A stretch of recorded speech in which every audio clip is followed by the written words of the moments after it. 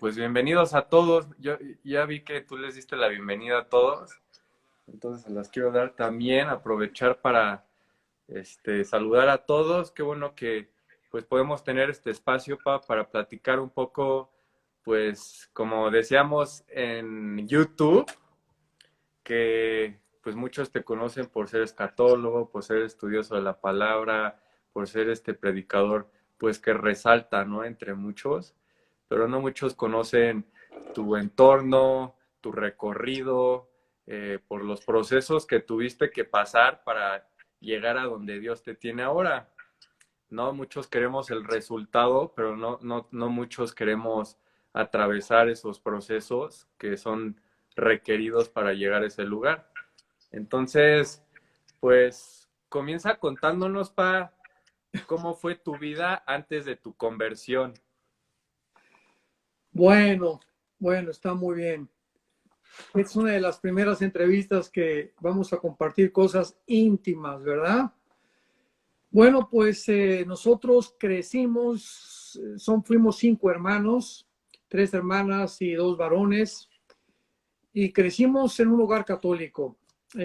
Crecimos en Acapulco, en el puerto de Acapulco, así que desde chiquito a los 2 años de edad ya me metí al mar, nos llevaba mi papá al mar a nadar y pues ahí estábamos toda la familia, ahí hemos crecido hasta más o menos los 12, 13 años de edad que ya nos movimos para la Ciudad de México.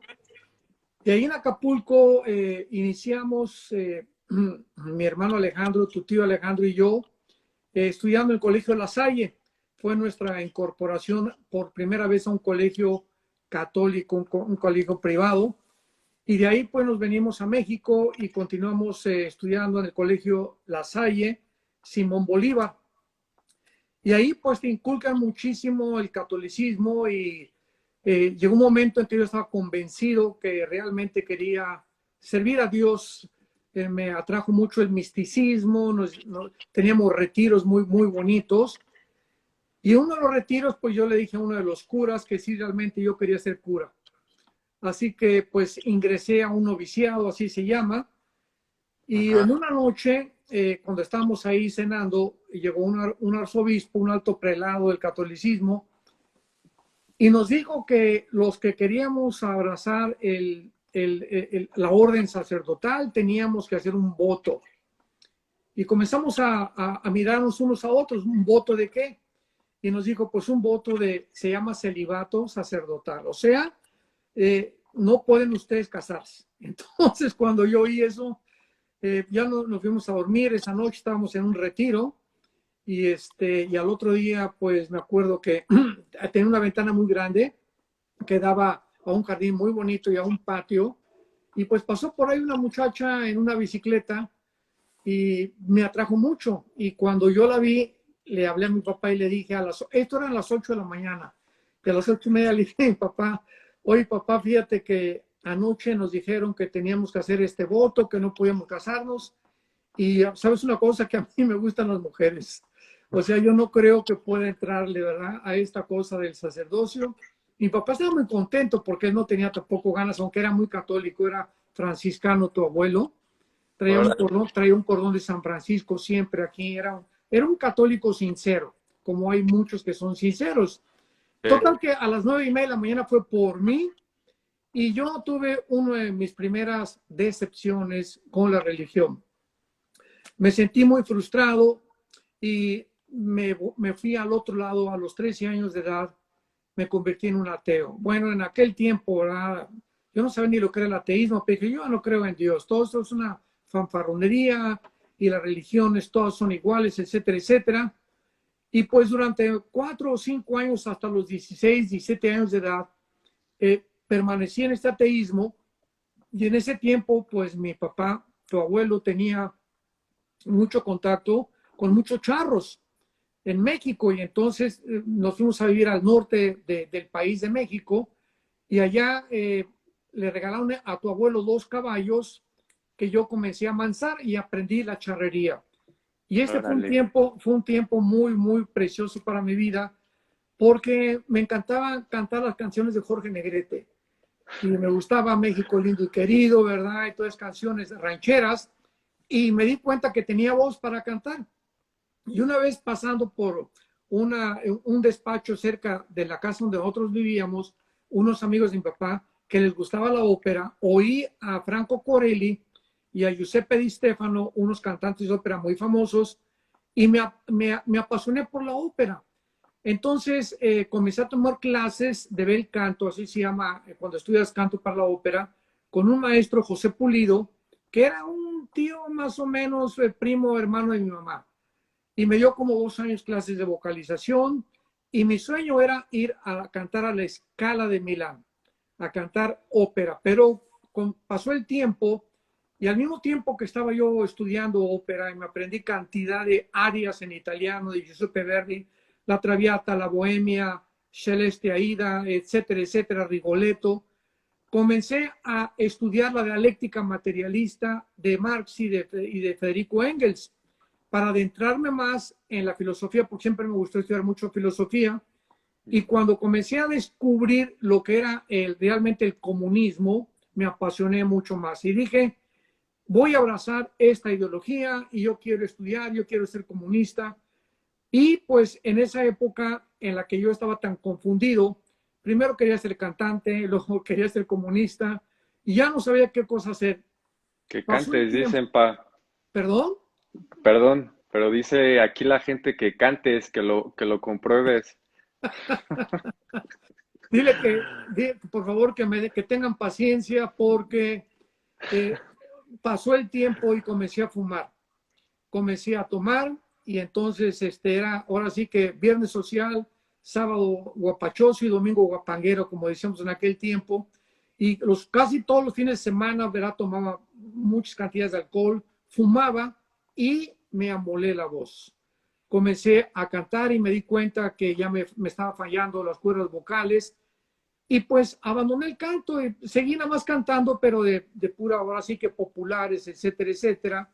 Y actualmente todavía canto algunas canciones rancheras populares, ¿verdad? Pero ya mis sueños de ser un cantante de ópera pues ya se desvanecieron completamente. Así pasó el tiempo y entonces llegó un momento con a los 24 25 años de edad que comencé a vivir un existencialismo, una carencia de significado y propósito en vida muy, muy profunda. Y en aquel tiempo, mi hermano Alejandro, tu tío Chiquis, como le decimos, tu tío Chiqui, se convierte a Cristo con un misionero que vino de Estados Unidos llamado Emilio Anderud. Y él venía con el propósito de salvar o de compartir el evangelio, y le pidió a Dios, este misionero que ya está con el Señor, a 5 o 6 discípulos que Dios le diera en México para que él pudiera morir en paz. Y entre esos discípulos nos encontrábamos mi hermano Alejandro y yo. Total que mi hermano Alejandro se convierte primero que yo. Y en aquel tiempo que yo ya me sentía un comunista, me fueron a compartir el evangelio y los amenacé de muerte. Le dije a mi hermano Alejandro, yo desde los más o menos 15 y 6 años de edad portaba una pistola Browning 9 milímetros, siempre andaba armado y se la puse en la cabeza a mi hermano y le dije, si tú me vuelves a compartir a Cristo te voy a matar. Así, a ese grado de endemoniado yo me encontraba. Entonces, pues mi hermano Alejandro ya no quiso volver otra vez a compartirme a Cristo hasta que pasaron 2 años después, pasaron 2 años cuando caí en esta crisis gravísima existencial en la que, ¿verdad? Me quise quitar la vida, intenté 1 o 2 veces quitarme la vida y una vez a las 4:30 de la mañana, cuando ya no podía yo, estaba viviendo en casa de abuelita Perlita de mi madre y le hablé a las 4:30 a mi hermano Alejandro y le dije, por favor, ven por mí porque estoy, ¿verdad? Estaba yo atormentado por demonios, estoy seguro. Fue mi hermano Alejandro por mí, de mi mamá, y me llevó a la casa de este misionero, Emilio Anderud, a las 5:30 de la mañana. Le fuimos a tocar la puerta, nos abrió la puerta, me pasó a su escritorio, me abrió la Biblia, inmediatamente me enseñó Juan 3:23, por cuanto todos pecamos, hemos sido alejados de la gloria de Dios, la paga el pecado y la muerte. Y cuando él me abrió la Biblia, era mi primer encuentro en toda mi vida. Estudiando en escuelas católicas, jamás toqué ni leí perdón, la Biblia. Y entonces comienzo a ver la Biblia enfrente de mí y sentí como salían las palabras. Era una cosa impresionante. Y sin que yo me diera cuenta, caí de rodillas a las 5 de la mañana, mientras él me enseñaba la Biblia, este misionero, y comencé a llorar. Yo más o menos desde los 14 o 15 años de edad le había prometido a mí mismo que los hombres no lloran. Y yo, como soy macho, no voy a llorar jamás, porque llorar es de las mujeres. Y tenía tantas angustias y tantas emociones reprimidas y tantos sentimientos de no haber querido expresarlos a través del llanto, que ahí, ¿verdad? Me partió completamente la palabra de Dios y lloré casi 40 minutos, pero así jamás en mi vida me había pasado eso. Y llorando hincado en la casa de Emilio Anderud, le pedí a Jesucristo que entrara a mi corazón como mi Señor y como mi Salvador. Esto fue en 1974. Entonces nos fuimos a vivir a Acapulco y conocí a unos misioneros presbiterianos. Desde ahí yo supe que había yo llegado ya claramente a la razón de mi existencia. Era Jesús lo que realmente mi alma anhelaba y había buscado en tantas cosas tan equivocadas como el dinero y el comunismo y las ideologías y las mujeres, etcétera, etcétera. Puras cosas vanas. Y ahí estos misioneros presbiterianos me invitaron a que los acompañara a la sierra entre la frontera de Oaxaca y Guerrero a predicarles a los indígenas. Y me fui con ellos, pero no lo pensé ni 2 minutos. Y ahí estuve 3 años, hasta 1977 más o menos, viviendo con los indígenas, acostado en pisos de adobe, me tapaba con periódicos, mi cojín era un ladrillo envuelto en periódicos, y yo estaba feliz, no me importaba vivir así, y yo creí que Dios me llamaba como misionero. Sin embargo, a los 3 años tuve que regresar otra vez a Acapulco, a la civilización. Nos fuimos a vivir a México y entonces comencé a dar estudios en Ciudad Satélite. Me acuerdo que vivíamos en la calle Circuito Pintores en Ciudad Satélite y comenzamos a tener estudios en la casa y pues comenzó a crecer los estudios. Y pues ya en 1980 me invitaron ya a predicar a algunas iglesias. Yo no sabía los dones que Dios me había dado. Y la Asociación Evangelística de Luis Palau, un evangelista muy famoso argentino, me invitó a que yo formara parte de su asociación en México como evangelista asociado. Entonces yo me mandaban estuve recorriendo todo el estado de Tabasco, Puerto Ceiba, el 35, el 22, bueno, todos los poblados de Tabasco, de Oaxaca, de Veracruz, del sur de México, preparando una cruzada que Luis iba a complementar en el puerto de Veracruz. Esto fue en 1980, 81 más o menos, y todo ese tiempo me sirvió muchísimo porque también conocí diferentes denominaciones, pentecostales, presbiterianos, bautistas, nazarenos. Me ayudó a poder conocer las iglesias evangélicas en la situación y las iglesias históricas en las que se encontraban. Y pues finalmente ya en el 81 me separo yo de la Asociación Luis Palau y formamos por primera vez Vida Nueva para México con otros 6 o 7 pastores que fueron discípulos míos también, que muchos de ellos continúan siendo pastores. Y así comenzó mi vida antes de Jesucristo, Caleb. Wow, wow. Es increíble, pues por el recorrido que te ha llevado Dios, ¿no?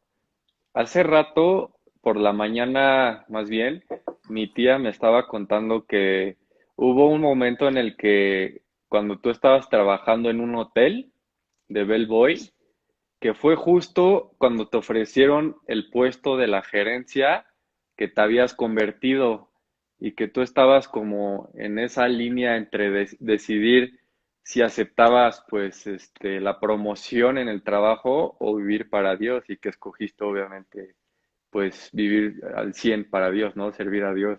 ¿Cómo Así estuvo fue. eso? Cuéntanos un poco de eso, pa. Sí, ese fue mi último trabajo en el Hotel Emporio de Acapulco. Ahí ya querían mandarme de gerente de Las Brisas, que es otro hotel en Acapulco. estuve como gerente general en el Hotel Emporio, fue mi último trabajo. Y recuerdo cuando llegaron algunos pastores en Acapulco para invitarme a una cruzada ahí en Acapulco, en el centro de convenciones. Y entonces esa noche me puse a orar y le pedí a Dios a las 2, 3 de la mañana. Claramente Dios me dijo, ¿verdad? Que me sentí el llamado de entregarme completamente a Dios. Y al otro día le hablé por teléfono a las 9 de la mañana al hotel para decirles que ya no me iba a presentar. Entonces el gerente de división de cuartos, que se llamaba en aquel tiempo Oscar Cruces, después fue el gerente del Hotel Camino Real, del hotel de la Columna Polanco en México. Oscar Cruces me habla y me dice, Armando, hemos propuesto que te vamos a mandar de gerente a Las Brisas con un jeep en un bungalow de aire acondicionado, que siempre era lo que yo había estado anhelando.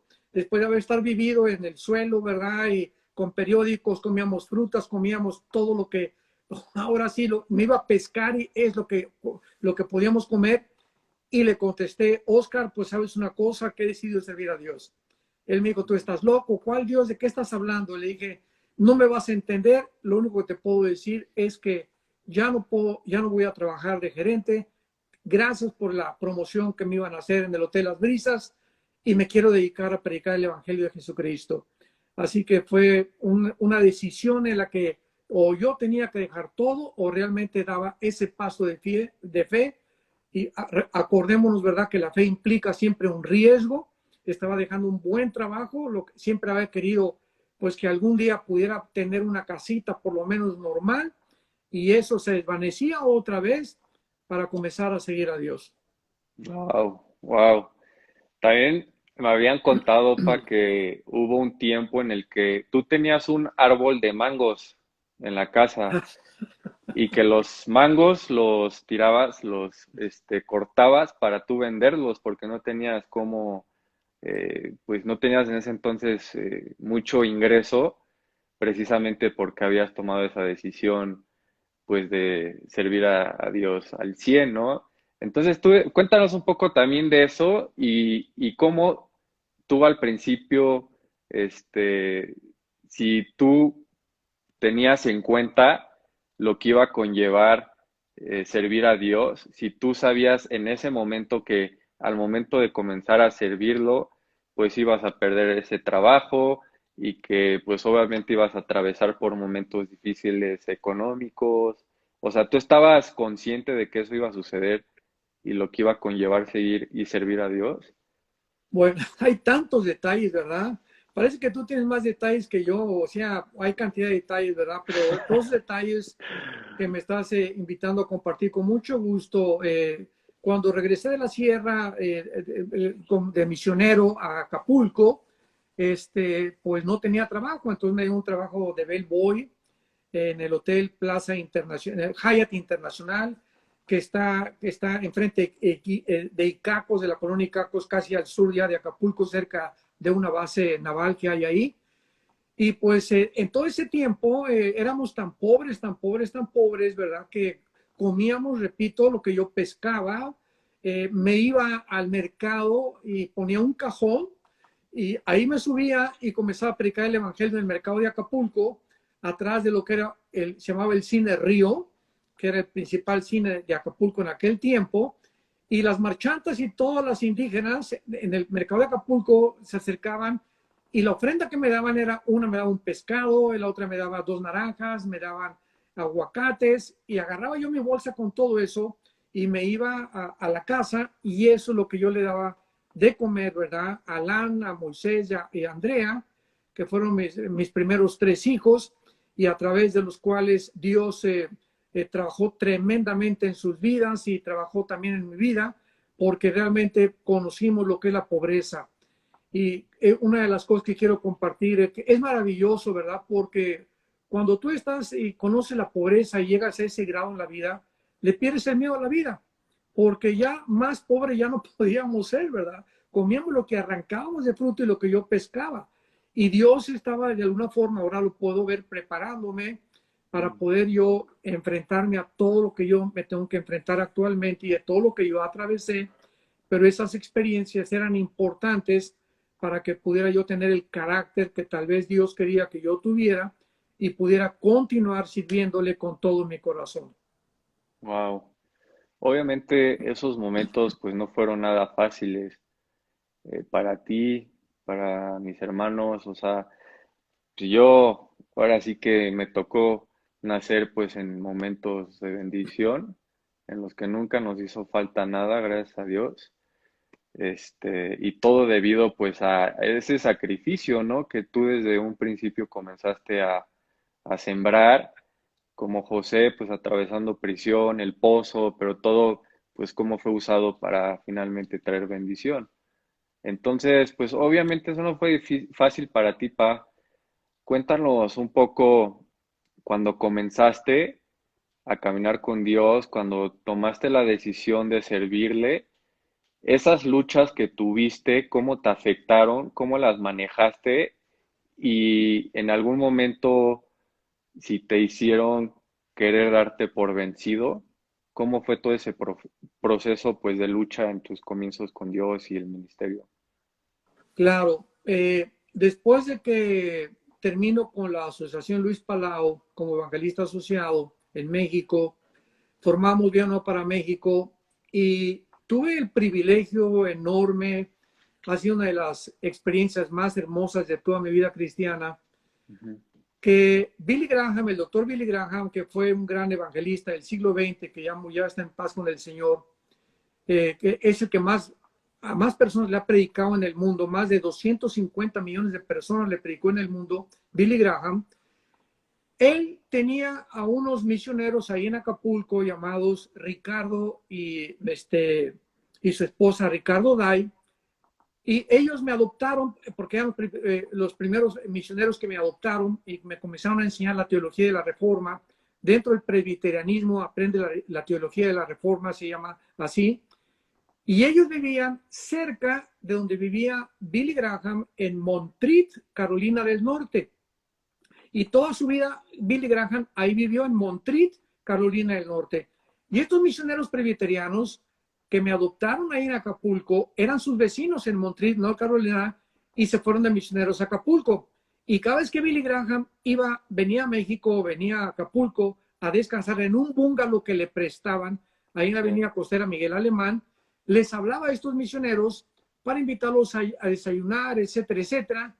Y en una de esas ocasiones me dijeron Ricardo Day y Anita Day, su esposa, los dos ya murieron, estuvieron de misioneros en Querétaro, México. Me dijeron, ¿quieres conocer a Billy Graham? Y yo, pues, porque, bueno, pero para mí era un sueño, ¿verdad? Conocer a un hombre de Dios de ese nivel y de esa estatura. Total que nos llevaron, mi hermano Alejandro me acompañó y desayunamos con él, nos abrió Ruth, su esposa, una mujer impresionantemente bella física y espiritualmente, los ojos le brillaban bueno, ahora sí, del amor, de la empatía que tiene por la gente. Era un elevador, era un piso, un bungalow que estaba en el segundo piso, nos recibió en el elevador, nos subimos con Ruth, me presentó a Billy Graham y Ricardo Day, desayunamos con él, y Billy me dice, ¿por qué no te quedas a comer también? ¡Wow! Bueno, yo no era nadie en aquel tiempo, ¿verdad? Estaba comenzando a dar estudios, predicaba en algunas iglesitas muy pobres, etcétera, etcétera. Y de alguna manera, sorprendente tal vez por la providencia de Dios, se interesó mucho en mi persona, sin que yo no era nada, repito. Y me preguntó, ¿cuáles son tus ambiciones? ¿Qué es lo que me dio muchísimos consejos? Nos bajamos a la alberca, él estaba en shorts. Ahí estuvimos todo el día, mi hermano Alejandro y yo con él. Comimos, desayunamos, comimos y cenamos con Billy Graham.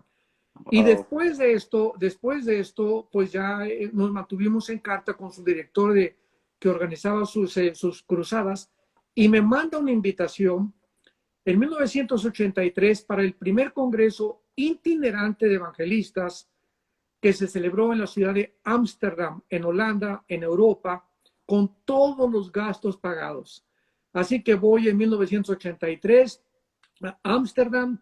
Fue una experiencia maravillosa de una semana. Estuvimos ahí más de 3,000 evangelistas a nivel mundial. Pude conocer a cantidad de hermanos y hermanas cristianos dedicados a predicar el evangelio. Y todo eso me ayudó muchísimo porque cuando Billy Graham regresa a México, pudimos conseguirle una entrevista con el presidente en aquel tiempo, José López Portillo.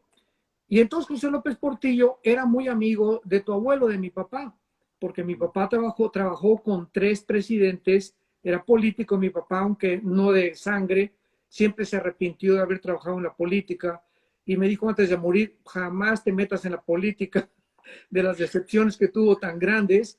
Pero Sí. total que vamos a Los Pinos, así se llama la casa, perdón, del presidente en México, Los Pinos, y entonces yo sirvo de intérprete a Billy Graham con el presidente López Portillo. Estuvimos 40 minutos en su despacho ahí en Los Pinos.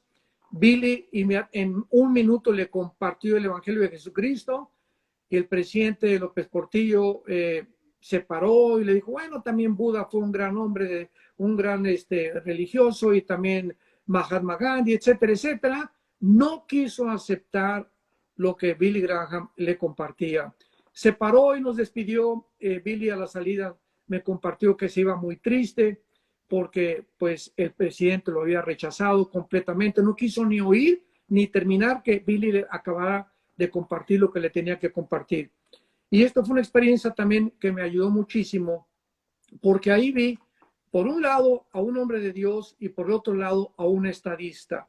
Y desde ese entonces jamás he podido, ¿verdad?, comparar a ningún político que se pueda realmente decir que es un gran hombre con un hombre de Dios. Así que el ejemplo que Billy me dio de humildad, de mansedumbre, se arraigó profundamente en mi corazón y en mi vida.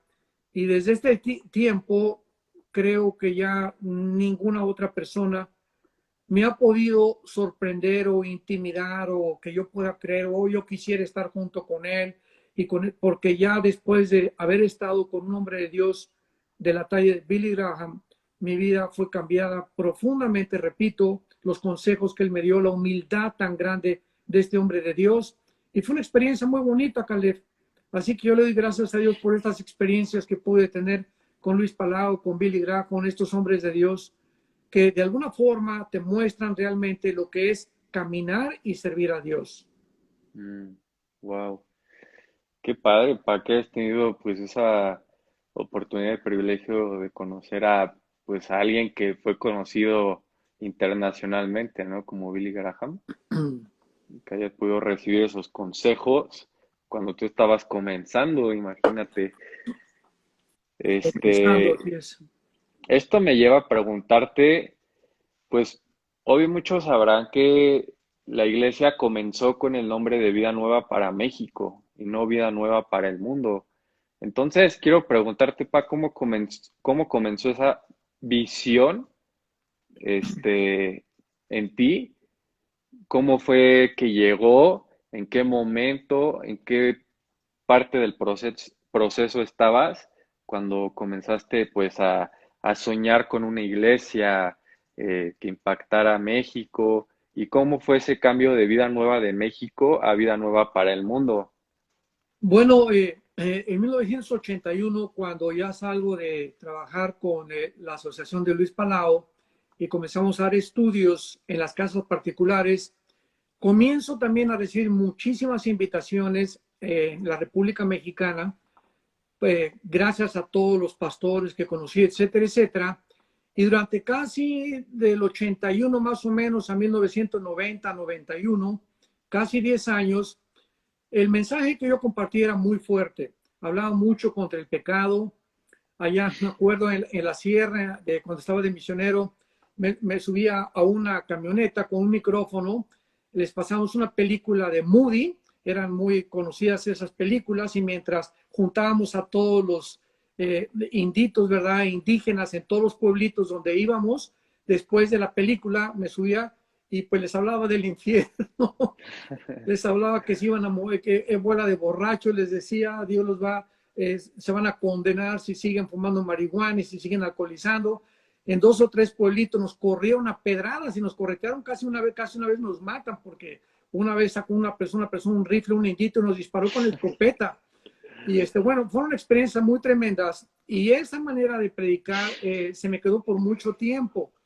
Dios no trataba conmigo todavía hasta que otro hombre de Dios, Ben Wilkinson, un gran hombre también presbiteriano en Decatur, Georgia, me dijo: Armando, tú tienes que también usar la misericordia de Dios, porque tú condenas demasiado, enjuicias demasiado, hablas, ¿verdad?, al pan, pan, pan, al vino, vino, pero también tienes que usar la misericordia y la compasión, porque el Evangelio de Jesucristo también tiene que implicar, ¿verdad?, el amor de Dios. Entonces, ¿ves cómo trata Dios con tu vida, no? Las cosas que nos faltan. Y yo era muy agresivo porque pues venía de un trasfondo comunista y pues me golpearon mucho. Estuve una vez en la cárcel cuando tenía 18, 19 años de edad por mis ideas comunistas también. No quiero hablar mucho de eso, pero nos torturaron y entonces te crea un carácter muy, muy duro.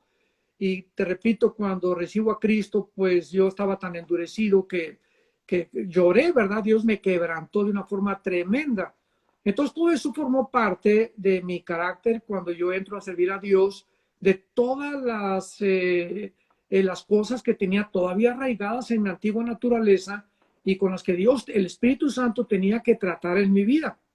Así que en 1991 más o menos entro a otra crisis existencial, pero muy, muy, muy, muy fuerte, donde en ese momento viene una gran división en la iglesia que yo había formado y donde Dios me enseña que todos los hombres de Dios, tenemos que pasar por el camino que pasó Jesús. Claro que ni siquiera compararnos con Jesús, pero si Jesús fue traicionado, nosotros tenemos que ser traicionados también tarde o temprano. Si Jesús fue mal interpretado y si lo blasfemaron y lo condenaron, los que seguimos a Jesús tenemos que pasar persecución. Todo esto forma parte de un hombre que sigue a Jesucristo. Y en ese tiempo yo estaba pasando exactamente eso. Me comenzaron a perseguir, comenzó la gente a blasfemar, a calumniarme de muchas cosas que no eran verdad, pero que tenía que formar parte de romper mi corazón y perdonar. Y eso era lo que Dios estaba tratando conmigo, que yo tenía que perdonar para que si quería seguir caminando con Él, no es posible que ninguno que siga a Jesús pueda almacenar rencor ni amargura en su corazón.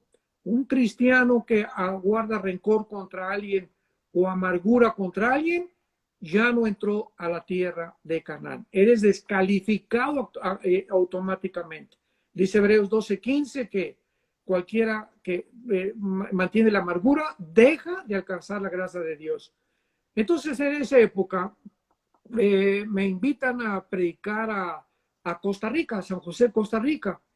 Me invitan a predicar y en aquel tiempo había un grupo cristiano llamado Torre Fuerte, que Héctor Hermosillo y Heriberto Hermosillo fueron discípulos de nosotros y me invitan a ir al gimnasio de San José en Costa Rica a predicar a los jóvenes a un evento que iba a haber con David Wilkerson, que fue otro de los más grandes hombres de Dios que yo he admirado.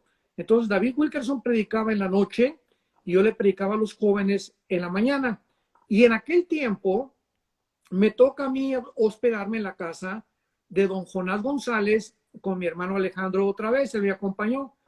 Y don Jonás González fue la persona que fundó la organización que se llama Enlace, que es una organización cristiana que ha alcanzado en Hispanoamérica, es la más fuerte del cristianismo que existe en televisión, están en casi 12 satélites en más de 58 naciones. Y don Jonás me invita por primera vez a formar parte de Enlace cuando todavía Enlace no estaba en los satélites, sino en estaciones domésticas, nacionales. Hasta el 96 Enlace comenzó a ser predicado en los satélites. Entonces, otra experiencia más que formaba parte de la providencia de Dios, que no fue una coincidencia ni un accidente, donde yo me hospedo en casa de don Jonás. Una semana nos íbamos en la mañana todos los días a caminar, él y yo. Me comenzó a compartir muchos consejos. Otro hombre de Dios que me ayuda muchísimo en mi vida. Y pues cuando entramos en Enlace, ¿verdad? nuestro ministerio comienza a ser ya expandido de una forma casi mundial, todo Iberoamérica, parte de Europa, hoy estamos hasta en China, hasta en Israel, y ahí entonces se convierte vida nueva para México en vida nueva para el mundo. Y ahí es cuando comenzamos ya a ver cómo Dios ampliaba completamente, extendía nuestro ministerio a todos los rincones del mundo. Wow, increíble, increíble, pa. La verdad es que sí ha sido pues, un recorrido pues bastante largo, ¿no? Tú mencionaste que llevas caminando con Dios 41 años, 40, ¿es correcto? 43, 43. así es. Cuéntanos un poco de cómo conociste a mi mamá, porque una vez mencionaste también que desde que la conociste te ayudó a levantarte y tú te disparaste en el ministerio, estando en una crisis, ¿no? Como Claro. mencionaste. ¿Cómo te ayudó? ¿Cómo la conociste? Cuéntanos un poco de eso. Bueno, ahora sí que estamos entrando en bastantes intimidades, pero bueno, Eh, vamos a compartirlo, ¿verdad? Con mucho gusto. Cuando yo tenía 20 años, fui papá por primera vez de Alan, mi hijo, que está de pastor en Querétaro. A los 20 años no era yo cristiano. Y yo estaba involucrado con una mujer norteamericana y fue la que formó parte de toda la pobreza que atravesamos, etcétera, etcétera. Pero ya como en el 85, 86, cuando yo ya entro de lleno al ministerio, ella nos comunica a mis primeros 3 hijos y a un servidor que no me quería, que se quería regresar a Estados Unidos y que si yo quería seguir con ella, pues me tenía que regresar a Estados Unidos y que ella me iba a conseguir una iglesia de pastor allá, pero mi llamado era México. Yo no podía aceptar eso. Y le dije, mira, ¿sabes una cosa? Si tú te quieres ir y nos quieres dejar, pues vete. Entonces, ella se fue durante 5 años y solamente nos veíamos en cada Navidad. Yo estaba deshecho completamente como pastor. En 1991, que fue la crisis existencial, esta fue la razón y la causa. Le hablo a unos misioneros, a Howard y a Ruth Coffey, que vivían en Cuernavaca y que fueron mis tutores. Gracias a Dios por sus vidas. Howard ya murió, Ruth todavía es una misionera que forma parte de nuestra organización. Me dicen, ve a buscarla, porque yo ya no podía seguir así. Me las pasaba llorando todos los días, llegaba arrastrándome al púlpito. En los desayunos que tenía, siempre estaba yo solo y la gente se preguntaba, ¿dónde está su esposa? Entonces, pues la fui a buscar. Ella estaba en Greenville, Carolina del Sur, y me dijo, eran los misioneros, no le digas que vas a ir por ella, sorpréndela. Entonces la fui a espiar y ella estaba ya viviendo con otro hombre. Entonces, pues ya imagínate, ¿verdad? La tremenda decepción, la tristeza que me dio. Me encerré en un hotel, ayunar durante 8 días y comencé a orar y a decirle, Padre Santo, yo rompo todas las potestades satánicas que le han atado. Le hablé por teléfono y le dije, te perdono, regresa por favor conmigo. Yo ya no puedo seguir en el ministerio si tú no regresas conmigo a México. Total, que ella me dijo, no, verdad, yo ya estoy casada, ya no quiero saber nada contigo ni del ministerio. Entonces le hablé a estos misioneros y me dijeron, ¿sabes qué, Armando? Regresa a México, enfrenta a la iglesia, diles lo que te pasó, porque pues tú no cometiste adulterio, ¿verdad? Has sido abandonado y tú tienes el derecho de rehacer tu vida. Y dicho y hecho, regreso a México en el 91, a principios del 92, estamos en el cine Apolo en aquel tiempo la iglesia y le cuento a toda la iglesia lo que pasó y de una forma, ahora sí que fue la gracia de Dios, me aceptaron, lloraron conmigo, ¿verdad? Etcétera, etcétera. Y en 1992, a finales de 92, cuando yo conozco a tu mamá, a Marta, y esto fue algo de Dios completamente, porque dicen un clavo saca otro clavo, es el dicho mexicano. Y yo en el estado en el que yo me encontraba, a ver, yo dije, pues yo, ¿quién me va a querer con 3 hijos? ¿Quién me va a aceptar, verdad? Con 3 hijos ya están un poco grandes mis hijos, desde luego. Conozco a tu mamá y pues nos casamos. Fue una cosa maravillosa porque era mi discípula ella. Ahí en el Hotel Casino de la Selva yo daba clases y ella era mi discípula. La conozco, ¿verdad? Me enamoré inmediatamente de ella, ella también de mí. y pues nos casamos y pues iniciamos el ministerio y realmente fue cuando comenzó a dispararse el ministerio, porque pues ahora sí yo tenía esa ayuda idónea que todo hombre necesita para poder echarnos a andar, y esto es lo que una gran mujer como tu madre puede hacer con un hombre como yo. Pues me sacó de todo el existencialismo en el que yo me había sumergido por todo mi pasado y la tristeza que tenía en mi corazón, y pues me cambió completamente, ¿verdad? Así que le doy gracias a Dios de la fidelidad de Dios. Y yo lo único que te puedo decir, Caleb, es lo siguiente: todos esos años que yo pasé, fui tentado por el diablo. Dios está de testigo, como no te imaginas. Y lo único que me salvó en aquel tiempo fue los ayunos en los que yo comencé a practicar. Estaba ayunando casi una vez al mes, 5 o 6 días al mes, comía puras frutas, etcétera, etcétera. Y no te imaginas cuánto me involucré en la oración. En ese tiempo fue una cosa maravillosa. Conocí a Dios de una forma que no lo había conocido antes durante todo ese tiempo de ayunos y oración. Y cuando conozco a tu mamá, ¿verdad? A Marta, mi adorada Marta, es cuando me doy cuenta que me ayudó, que pude seguir a Dios, que me mantuvo la oración y el ayuno, porque de otra manera yo hubiera caído en pecado y hubiera vuelto a arruinar otra vez mi vida. Así que es maravilloso que podamos entender que mientras mantengamos el camino de la santidad y no nos separemos y no soltemos la mano de Dios, Él nos va a llevar hasta el final del camino. Siempre que me cuentan de su historia, mamá y tú, me pongo sentimental porque pues, fue todo como muy bonito, ya sabes, se armó justo cuando se tenía que armar, se conocieron justo en el momento perfecto y es increíble pues cómo mamá te ayudó a levantarte, ¿no? Así es. Dentro de todo esto, pa, este, desde que tú decidiste caminar con Dios, hace 43 años, que ya es bastante, la verdad, es más de, o sea, es lo doble de lo que yo tengo de edad.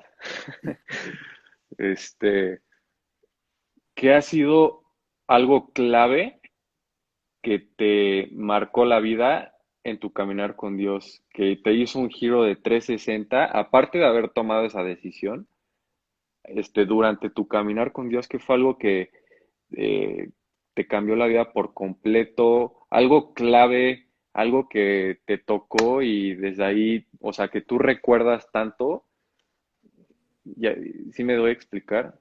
Claro, claro. Una de las cosas, muy buena pregunta, fue el temor de Dios. Dice en Proverbios 1:8, el principio de la sabiduría es el temor de Dios. Y se habla por toda la Biblia del temor de Dios. Y oímos los cristianos: teme a Dios, etcétera, etcétera. El temor de Dios vivirá lleno de confianza el hombre. El principio de la sabiduría es el temor de Dios, el conocimiento del Altísimo, la inteligencia. Pero cuando llegué a comprender el temor de Dios, que el temor de Dios no es tenerle miedo a Dios, el miedo nos aleja de Dios, el temor de Dios nos acerca a Dios. Y temer a Dios es simplemente descubrir la conciencia de que Él nos observa las 24 horas del día. Esto es lo que significa el temor de Dios: estar conscientes de que estamos siendo observados por Él y que Dios nos da conforme a las intenciones, conoce las intenciones, los motivos más recónditos de nuestro corazón, la forma como nosotros actuamos y los motivos por los cuales hacemos lo que hacemos. Y eso, cuando entró tan profundamente en mi vida, he tratado de mantener el temor de Dios en mi corazón siempre. Saber que no puedo engañar a Dios, no puedo burlarnos de Dios.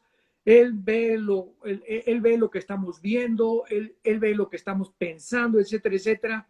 Y esta conciencia es la que te mantiene en el camino, Caleb. Porque cuando no hay temor de Dios, no hay nada, absolutamente nada. La gente actúa como actúa actualmente porque no tiene temor de Dios. El temor de Dios es como un freno, como una restricción de nuestras pasiones, del potencial de maldad que todos traemos dentro del corazón y que nos detiene para no hacer cosas que podríamos hacer cuando perdemos el temor de Dios. Wow. También habías dicho que hace mucho, cuando comenzaste a predicar, que predicabas mucho del pecado y que enjuiciabas y aventabas de pedreadas y latigazos.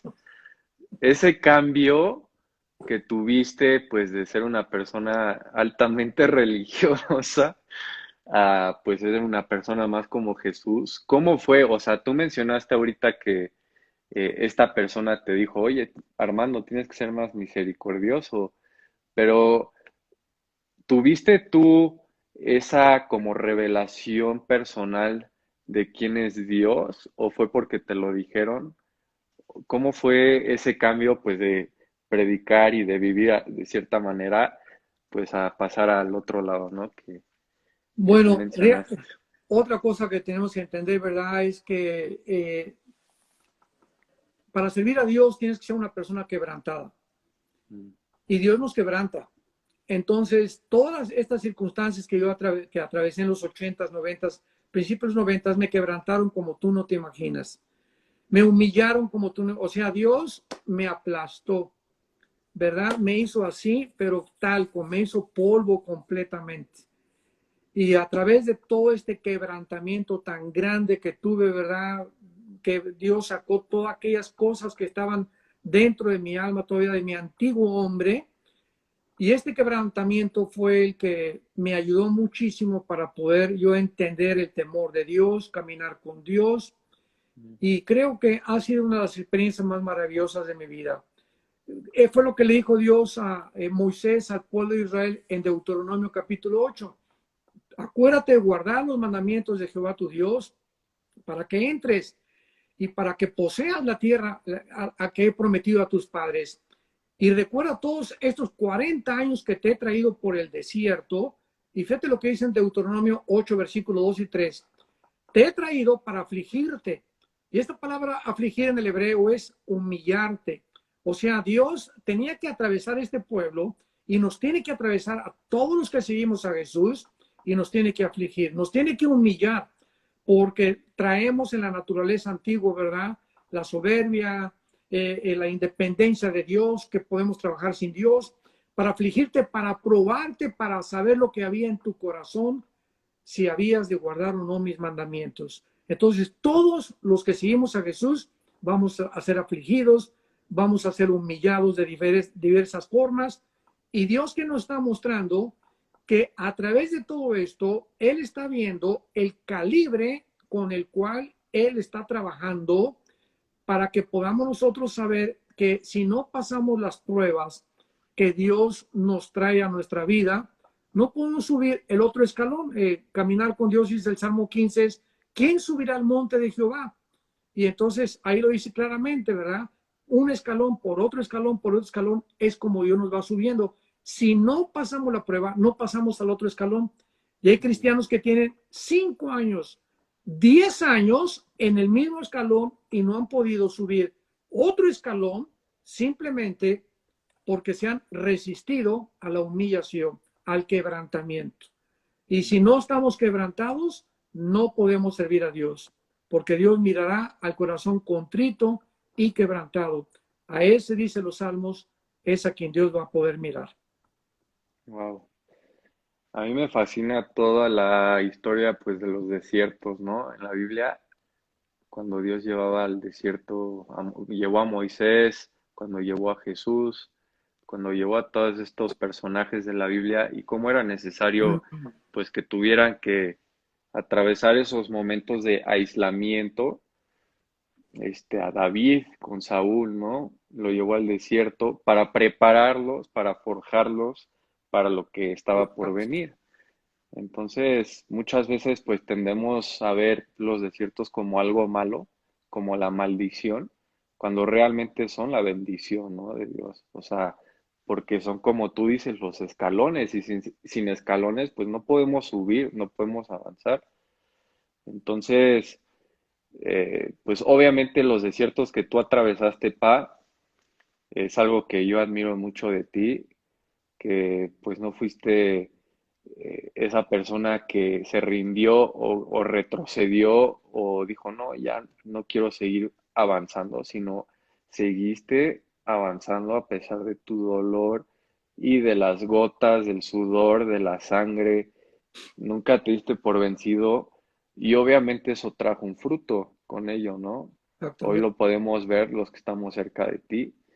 Este, y a mí me encanta pues que pues muchos dicen, no, yo quiero ser como Armando, yo admiro mucho a Armando, pero no conocen mucho el trasfondo, no conocen por los desiertos, el recorrido, lo difícil, lo increíble que también ha sido.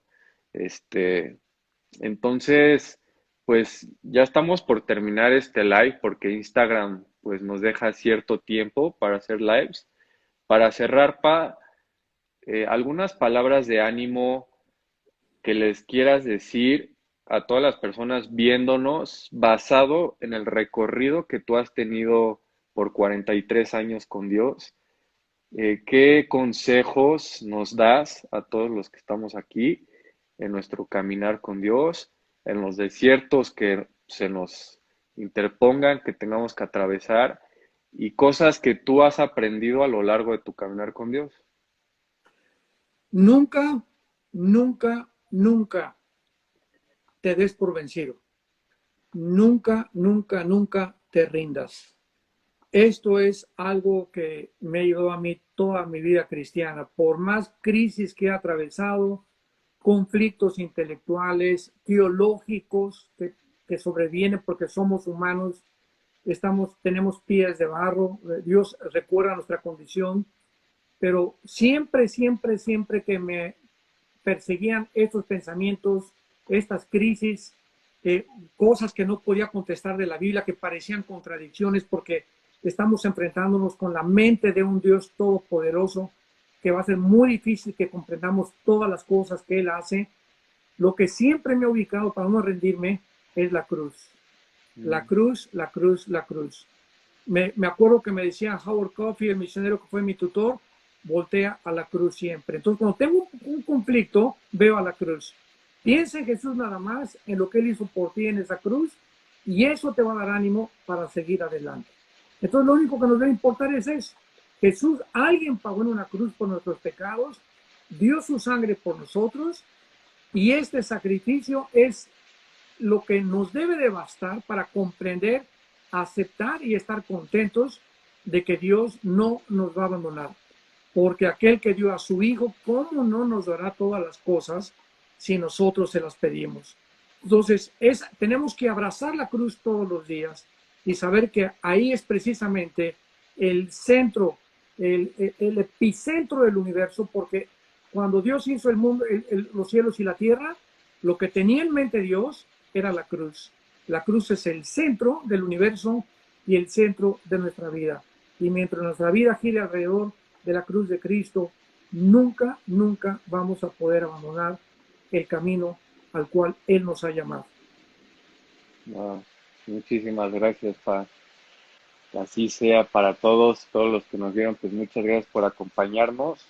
Gracias por haber permitido, pues, darnos este espacio, conocerte, Pa, a los que no conocen mucho de ti, por haber abierto tu corazón, haber sido transparente con tu recorrido, con tu testimonio. Estoy emocionado por lo que se viene, todos los proyectos, van a ser, pues, de mucha bendición, van a estar padrísimos. Y pues gracias, Pa, por haber aceptado aquí el live y a todos los que nos acompañaron viéndonos, pues les mandamos un fuerte abrazo. Le mando un fuerte abrazo, Pa. Saludos a todos y Gracias, pues Caleb. bueno, nos Gracias por vemos. tu vida. Y nos- adelante. Lo mejor está por delante. sí, sí, así es, Gracias. totalmente. Bueno, Dios los Pa, bendiga. nos vemos pronto, Pronto. Chao. así que esténse al tanto de todo lo que estemos subiendo porque se vienen cosas buenas. Amén. Adiós.